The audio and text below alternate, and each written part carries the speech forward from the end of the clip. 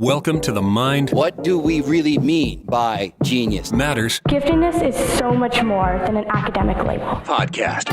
We tend to think of gifted as kids being good at everything across the board. An exploration of giftedness, Originals are nonconformists. creativity, People who not only have new ideas, intelligence, they're the people you want to bet on. in childhood, I like to learn about things, but I like to learn my way.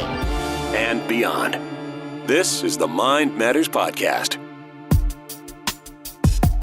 Hey guys, welcome to episode 26. I'm Emily Kircher-Morris. First up, we want to take a minute to thank you for sharing our podcast with your friends. We just finished our biggest month ever in January, and our lineup of guests for the next several months is really incredible. So we're hoping to keep the growth going. If we haven't connected yet on social media, look us up.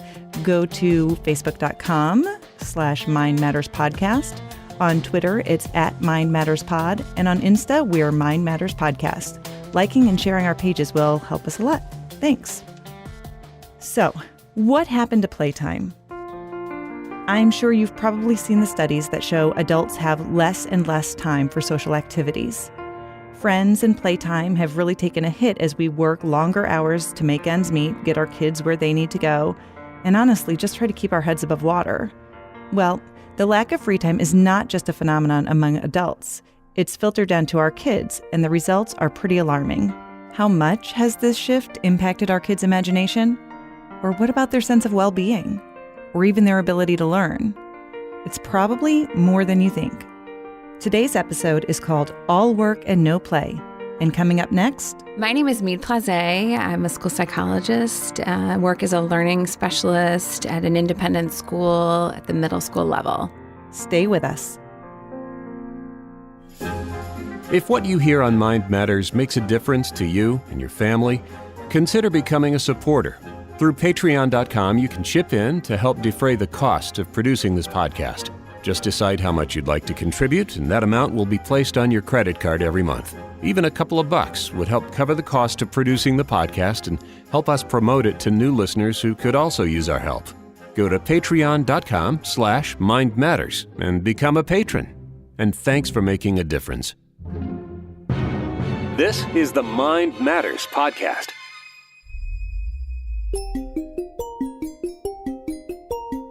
Joseph Chilton Pearce said, "Play is the only way the highest intelligence of humankind can unfold." So what is play? How has the importance of play changed over time? It's widely known that a child's ability and freedom to play influences their executive functioning skills, but it goes much deeper than that. Mead Poszlay is a learning specialist at the middle school level at an independent school, and over the past several years, she began to notice changes regarding the way kids play and how it was affecting them. Mead, what did you notice, and when would you say that it started? In the last decade or so, one of the biggest changes I've seen is students struggling with creative play, social problem solving, cognitive flexibility. Just their approaches to open-ended tasks seem to change quite a bit over time. What were some of the changes that you saw happening there? Just seeing students when they were given choice in a classroom setting with problem solving, they would struggle to be creative in likely linked to the fact that they were afraid of attempting to do something where they might fail. Also struggling a bit working with partners and in small group to just listen to one another and be flexible about multiple ways to solve problems. It's interesting that you noticed that occurring over time.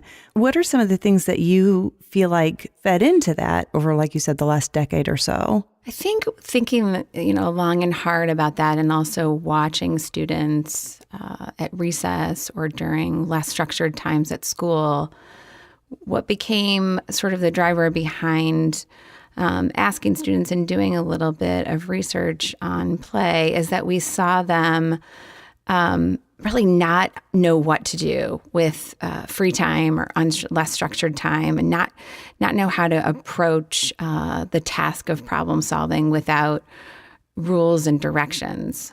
Okay. And so what do you feel like in their lives was changing that was keeping them from being able to do those types of tasks? I think the perspective became that they had less and less choice in their own personal lives outside of school. So with less choice, they almost didn't know what to do when they had choice. What role do you feel like parents play in this shift that you've noticed? Well, the more that I interacted with students and worked with colleagues and talked through some of what we were seeing, the more inspired we were to ask kids about, what does play mean to you and how much choice do you have? Because the sense was students had less time to play because their lives were so much more structured. Mm-hmm. And I guess that's where parents play the role in, structuring their kids' lives and, to some extent making choice for them outside of school. And I think schools are making choices for kids inside of school. They had limited experience with choosing what they wanted to do. Well, there's always this ongoing debate within the parenting community, people who talk, and, we hear about helicopter parents, or we talk about free-range kids, or I know the other one, that we've heard recently is those lawnmower parents. And so I feel like there's kind of that direct connection there. What observations do you have about those styles of parenting and how that interacts with kids having that autonomy to make some of those choices on their own? I would say the majority of parents that I work with, while wanting really the best for their own children, have a lot of concerns about choice in the future and competition. So the connection in my mind is that they become helicopter or lawnmower parents because they worry. There's an anxiety about what their child, quote unquote, needs to have on their transcript to have college choice, high school choice, job choice.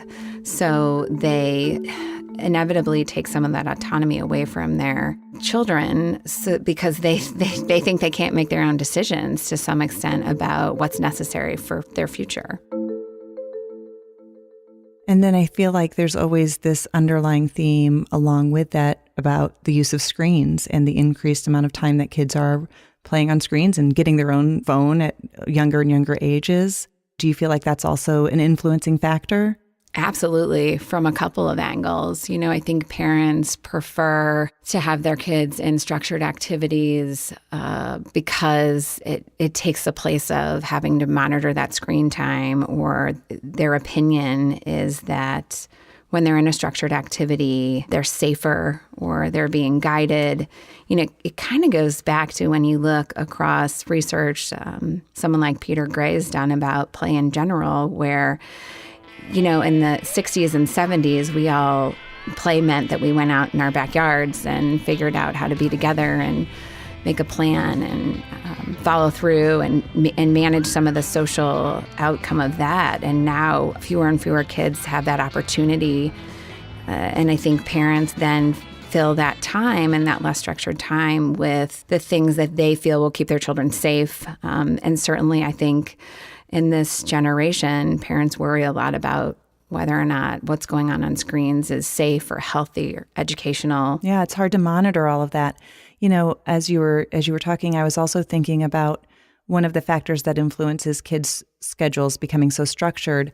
Like if you have a child who is, an athlete or a musician and they have a lot of talent, if you want them to go far in that, you've got to have them on a select softball team by the time they're 8 or 9 years old or whatever that is. And then that requires a time commitment as well. And so you're kind of caught as a parent trying to foresee the future and what's going to be the best investment of that time, not realizing that the loss of that unstructured time could be a detrimental piece. And I do think there's, the marketing for those programs and the need to become an expert at an instrument or on stage or with a sport is certainly making it challenging for parents to figure out how to have a balance. You brought up the point of how students spend just hours in a select sports system after a certain age. And certainly middle school is when those hours in the gym, practicing gymnastics to be able to compete or on a soccer field really increases.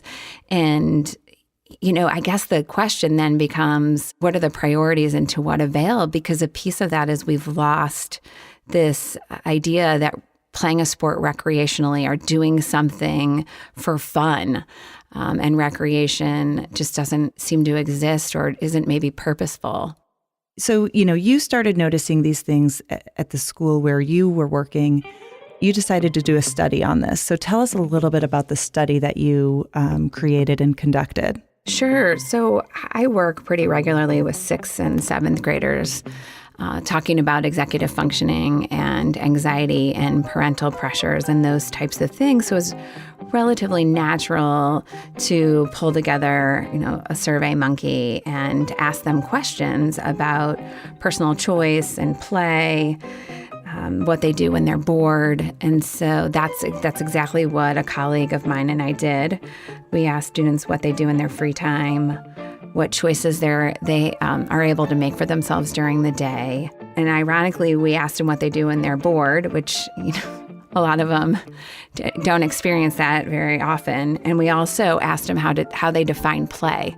Many of those questions were open-ended, and we had 256 students reply to that survey and found a lot of interesting trends with regard to how they answered those questions. When you say that they were defining play in their own words, what were some of the things that you heard from them?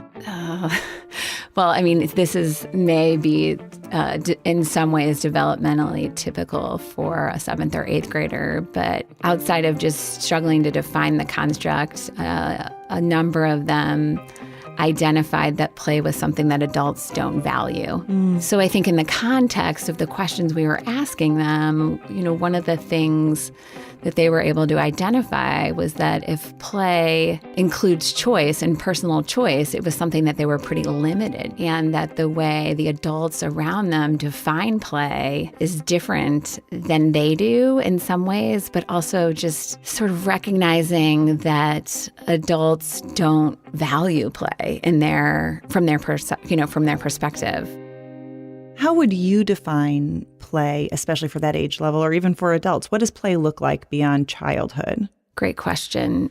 A part of why we decided to do a bit of this inquiry and research is because the time during the school day for students to have opportunities to play really does diminish and is significantly reduced when they go to middle school. So it was the whole idea of, have we just lost the idea of its importance, or do we think as a society that middle schoolers don't need to play? And in my mind, how to think about play in middle school revolved around that idea of free time, unstructured time. Hence the question about what do you do when you have choice and free time.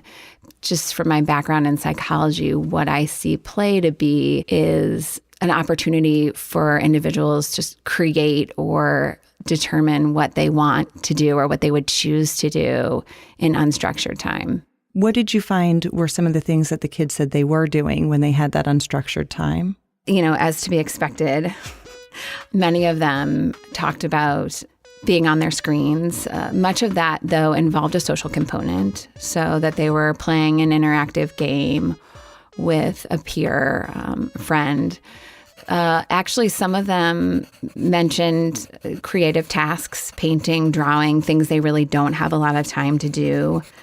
And many talked about just wanting to play something recreationally, just going outside in the backyard and playing wiffle ball or doing, creating a pickup game situation that I think there's less and less opportunity for them to be able to do as well, just because kids' time is so structured. Mm-hmm. But those were the types of things that they were craving.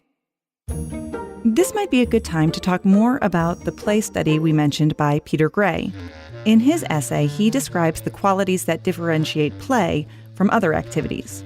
For instance, play is self-chosen and self-directed, and players are always free to quit. The means, or the act of playing, is more valued than the end. And playing happens in an alert and active state of the mind, but not in a stressed state of mind. There are other qualities as well, and we'll include a link to his work on our website under the show notes. But from those qualifications alone, we can determine that, for example, when playing baseball, not in a backyard setting, but in an organization that emphasizes wins versus losses, it's no longer playing a game. It's working. toward a desired result. So, Mead, we have a tendency to pack our kids' schedules pretty full, and that makes it even harder to find that time to play. What did you notice about how the kids in your survey viewed free time? You know, interestingly enough, most of them commented that they have very little free time and that their free time oftentimes was late at night. And so it was maybe perhaps the time and place when they could wind down doing something on a screen or listening to music, which we all know isn't the best way in general to wind your brain down and close your eyes and get good sleep. But the pervasive comment was, we have so little free time. That really speaks to this idea of what we talked about earlier of these middle schoolers really being overscheduled and not having a lot of choice time. So then not being able to find time to really be in their own heads and wind down and minimize, or even process what they've been doing all day. So then, when free time is at a premium, it comes down to choosing activities wisely. More often today, parents are making a lot of those choices for their kids. So what choices are kids still being allowed to make? So this was an interesting trend in my line of work, that the most common response with regard to personal choice was what we eat. So, these middle schoolers were both male and female, identifying that one of their few choices day to day was what they eat. Also frequently mentioned was when they do their homework, to some extent, that there was some flexibility. Did they do it during the school day when they had a free period? Did they do it before dinner, after dinner? But also the mention of one of their few choices was how hard they work at their homework, and how they how they pursue and complete it. So that's interesting, because I think that that's something that a lot of times, especially when we're talking about bright kids, that they do kind of really manage that effort level.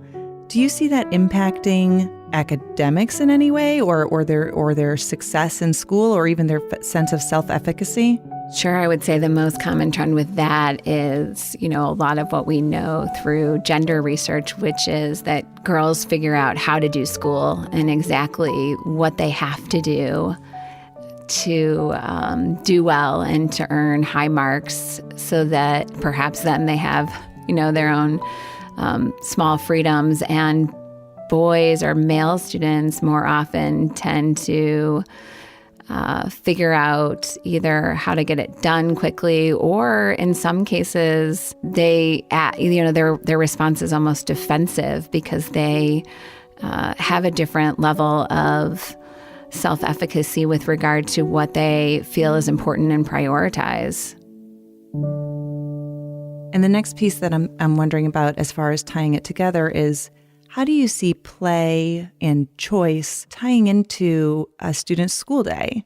Well, there is minimal time in middle school to make choices and to play. At least in elementary school, they have some recess time, but then once they're in middle school, that's kind of out the window.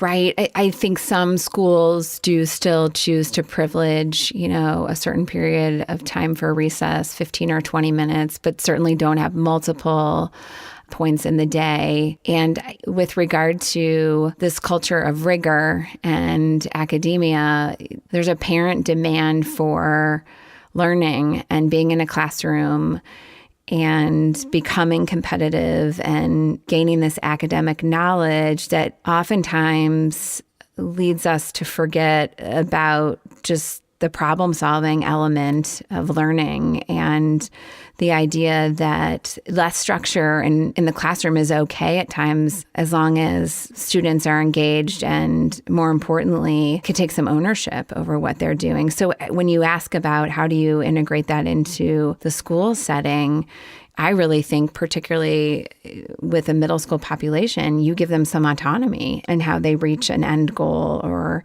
how they complete a project give them some ownership of a book they choose to read. You can do little things to give some of that choice back to them and still certainly maintain a rigorous curriculum. Going back to defining play or even schoolwork and activities, kids notice when we move from emphasizing process to emphasizing the result. We, as educators, talk out of both sides of our mouths. And middle schools is probably a safer place to do that. We say that grades don't matter and it's all about process. And yet we're not always, designing flexibility in a process and cheerleading students through sort of what I consider a really healthy struggle, a healthy intellectual struggle to learn from mistakes and really gain a lot of knowledge from that process. Because then it goes back to the accountability of teachers is to give students grades, because that's how parents interpret success. And it's hard to articulate as teachers what the value of process and struggle is. Do you have any experiences, with some of the students that you've worked with more? We've kind of talked about the data that you pulled from this study, but just things that you've seen that really exemplify your point with how important this is for us to integrate into kids' lives. I think most commonly what I hear from students is that they lack passion for what they're pursuing, and how they approach academic tasks.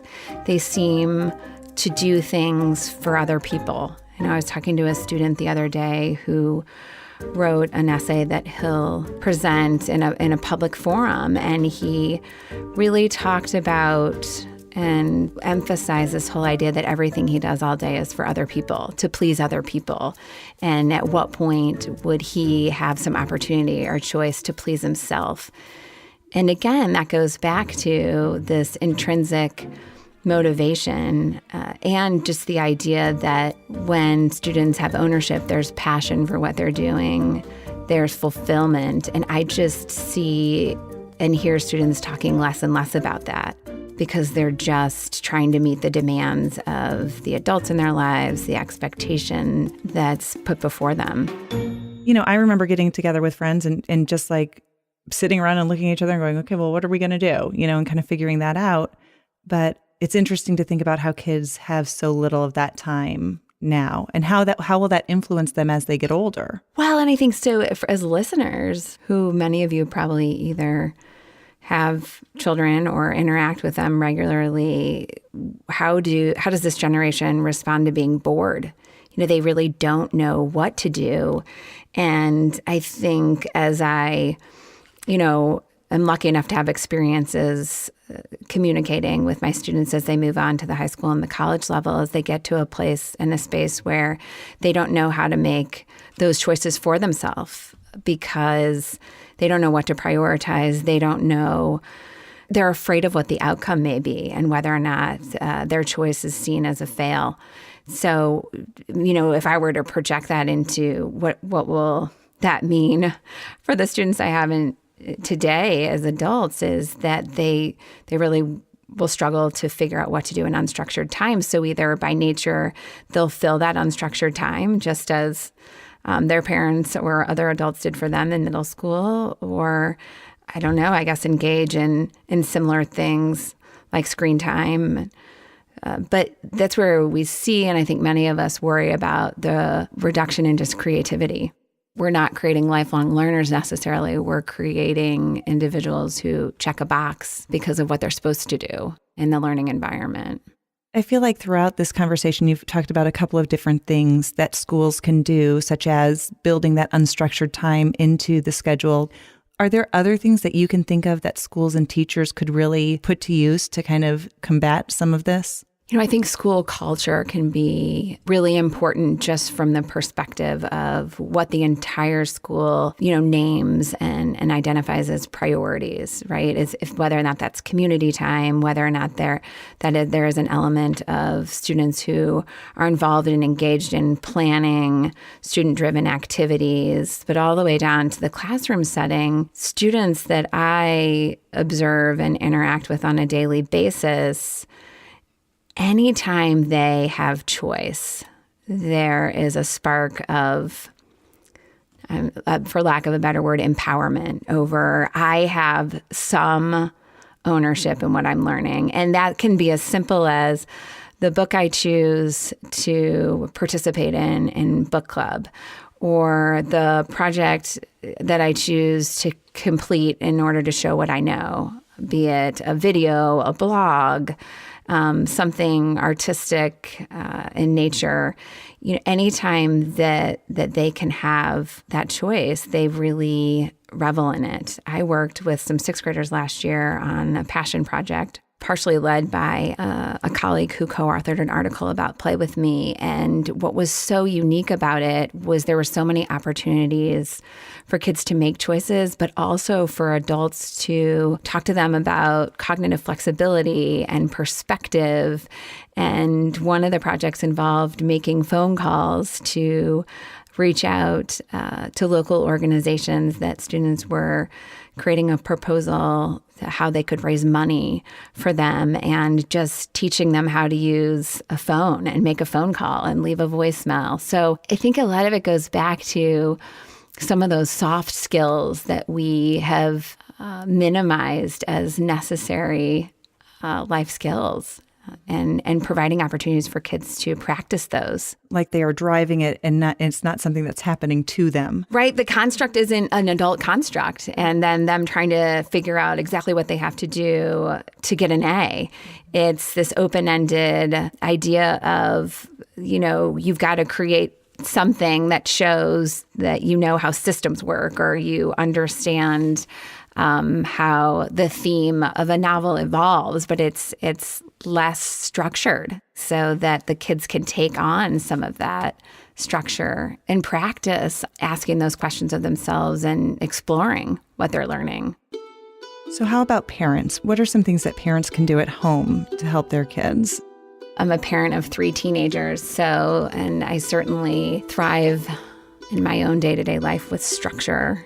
I think in some ways we see this screen generation as a full-time job. So we're always structuring things to either minimize their time on a screen or to encourage them to do something that's not screen related. I honestly, as parents, some of this is just reflecting on what your priorities are and remembering that it's really important for your child to be able to problem solve and manage uncertainty and figure out how to approach a task, a building task, or, even something as simple as a home project, and how to give them those opportunities, be in a space where that they need that free time, and probably that you're going to have to limit a screen, and encourage them to be outside, take a risk, or figure out how to be bored and what to do about it. Try something new. That's a piece of where we see this generation really struggling, that they're afraid to try something new oftentimes because they don't know what to anticipate. They're waiting for someone to prescribe that. I have a confession to make. I've realized through our conversation that I sometimes discourage my own kids from playing because it's very messy. They don't pick up after themselves. Maybe that's something I need to process through and work on. No, it's true. I'm sure you're not alone in that. It's very true. When kids play, it is messy. When they bake, it's messy. When they create slime, it's messy. When they do all of those play tasks, they make a mess. And I think that's what's happening too with chores. We don't have the time to let our kids experiment with doing chores, because if they do it the wrong way, and they don't put the dishes back exactly where they were supposed to go, and that's challenging for us to swallow. We just do it for them instead of letting them figure it out. There are multiple ways for those tasks to get done. Albeit they could be messy or they could, end up with a lot of wrinkled clothes when you're trying to get them to fold their own clothes. But you have to let some of that go and recognize sort of the long-term benefit of them tackling different kinds of tasks and coming to their own conclusions about how to solve them. So what I hear you saying is that parents need to also have cognitive flexibility. As hard as that is coming from a type A person, absolutely. So the bottom line really is we have this fairly sudden shift de-emphasizing play in our kids' lives. We spend a lot of time thinking about the necessity of play for younger children and elementary age children. And, I'm not exactly sure I know the answer as to why thinking about that and conceptualizing that for middle schoolers kind of falls off. But there's not a lot of research in the benefit of play for middle and high schoolers. And I certainly think that's an area where we either need to figure out how to define that construct and then think about what play can look like for those students outside of it just being choice. Mead Poszlay, thanks for being here. Absolutely. Thank you. More coming up. If what you hear on Mind Matters makes a difference to you and your family, consider becoming a supporter. Through Patreon.com, you can chip in to help defray the cost of producing this podcast. Just decide how much you'd like to contribute, and that amount will be placed on your credit card every month. Even a couple of bucks would help cover the cost of producing the podcast and help us promote it to new listeners who could also use our help. Go to patreon.com/mindmatters and become a patron. And thanks for making a difference.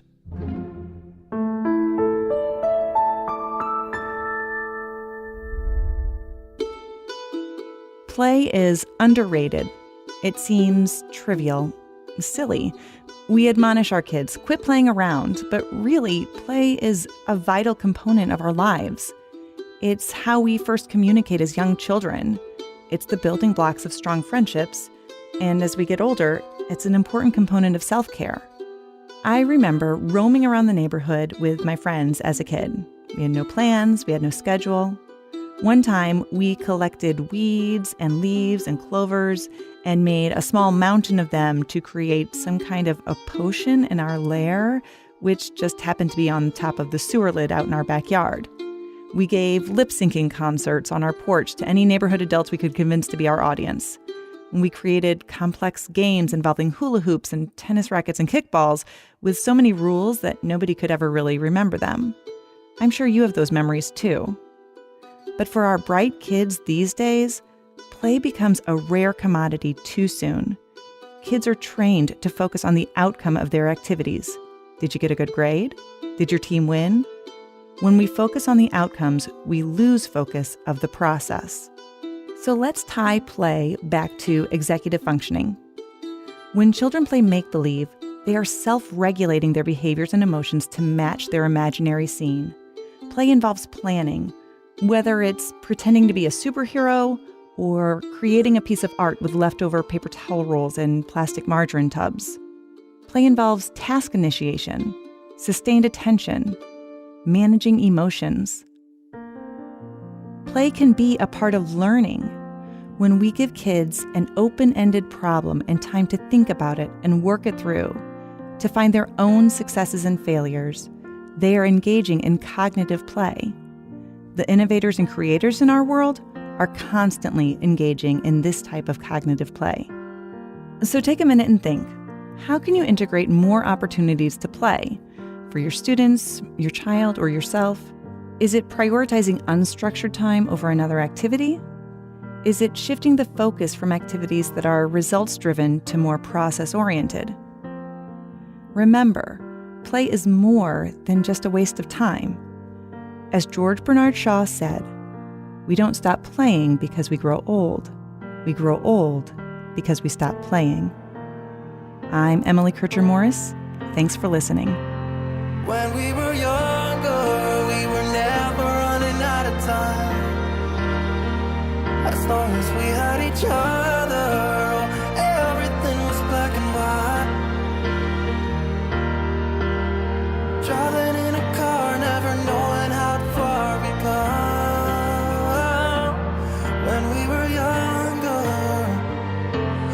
when we were younger. Thanks for listening to the Mind Matters Podcast. To learn more about us and our mission, go to mindmatterspodcast.com. You can find us on Apple iTunes, Google Play, or anywhere podcasts are available. Don't forget to subscribe and leave us a positive review. We're also on Twitter at Mind Matters Pod, and on Facebook and Instagram, it's Mind Matters Podcast. If you'd like to help keep us moving forward, consider making a monthly contribution at patreon.com/mindmatters. The executive producer of Mind Matters is me, Dave Morris. And on behalf of everyone here, thanks for listening. When we were younger, we were never running out of time. As long as we had each other, oh, everything was black and white. When we were younger. Mind Matters is a production of Morris Creative Services.